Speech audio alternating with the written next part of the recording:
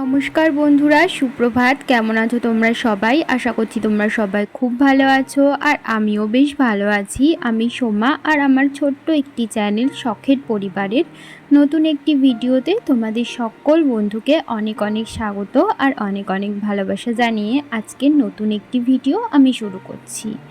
জায়গাটা দেখে হয়তো তোমরা বুঝতেই পারছো, এটা আমার শ্বশুরবাড়ির ঠাকুরঘর নয়। তোমরা যারা ভিডিও আমার রোজ দিন দেখো তারা অবশ্য জেনে থাকবে, এটা হচ্ছে আমার বাবার বাড়ির ঠাকুরঘর।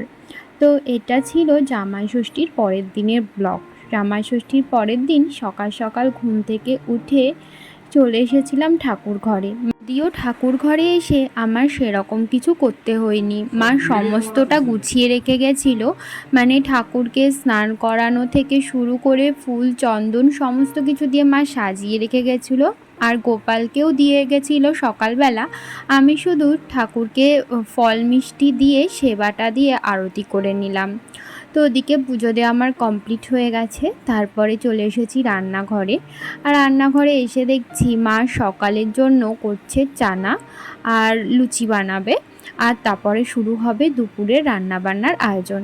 কালকে যেহেতু শনিবার ছিল, আর শনিবার দিন তো আমাদের বাড়িতে নিরামিষ খাওয়া হয়, তো কালকের ব্লগে তো তোমরা দেখেইছো আমাদের কিন্তু সমস্ত নিরামিষই আয়োজন করা হয়েছিল জামাই ষষ্ঠীর দিন।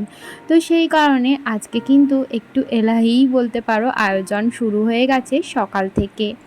তো যেহেতু কালকে নিরামিষ ছিল, তো সেই কারণেই আর কি, কালকে যদি আমিষ খাওয়া হতো তাহলে হয়তো আজকে একটু কম আইটেমই করা হতো। তো যাই হোক, মা ওদিকে চানা মশলাটা করে নিয়েছে, আর এদিকে না আমি মাকে একটুখানি হেল্প করছিলাম লুচি বানানোর জন্য। ওদিকে সবাইকে খেতে দিচ্ছিল, সবাইকে বলতে আমার হাজবেন্ড, বাবা, দিদা সবাইকে খেতে দিচ্ছিল, আর এদিকে আমি লুচিগুলো একটু একটু বেলে বেলে ভেজে নিচ্ছিলাম।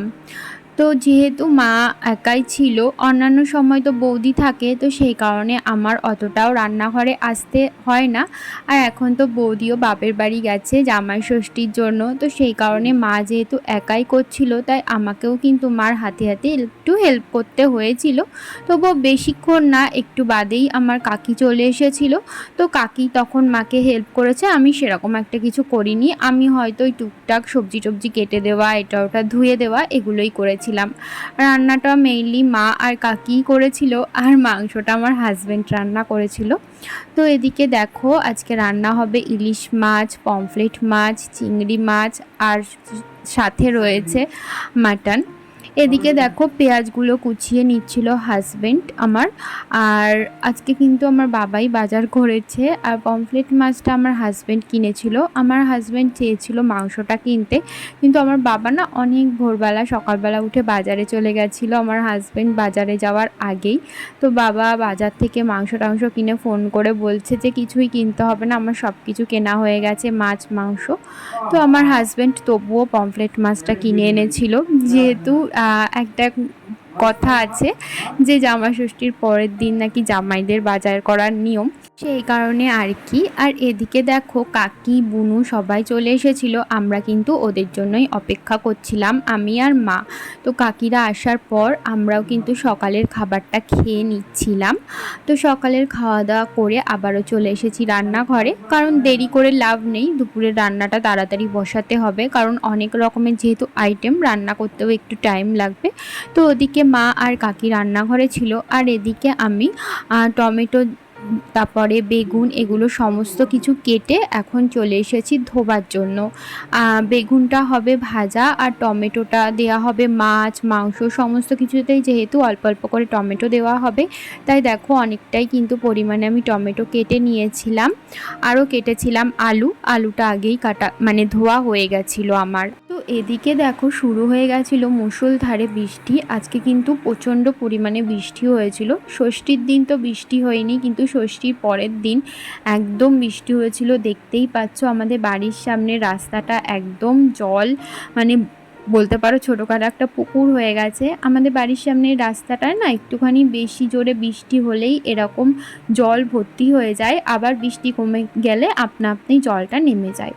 তো এদিকে দেখো ভোগেনভেলিয়া গাছটা কত ভালো লাগছিল। আমরা তো ছোটোবেলা থেকে এটা কাগজ ফুলই নামে চিনি। তো যাই হোক, এদিকে দেখো রান্নাঘরে কিন্তু অনেকটাই কাজ এগিয়ে গেছে।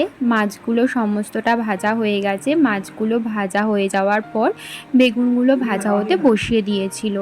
তো তারপরে দেখো অনেকগুলোই রান্না হয়ে গেছে। মাঝে আমি অনেকক্ষণ ভিডিও বানাইনি, আসলে সবাই রান্না করে তো তো সেই কারণে বারবার এসে ভিডিও বানানোটা আমার মনে হচ্ছিল না ভালো ব্যাপার। তো সেই কারণে আমি ফাঁকে যেটুকু ভিডিও বানিয়েছি সেটুকুই তোমাদের সাথে শেয়ার করেছি।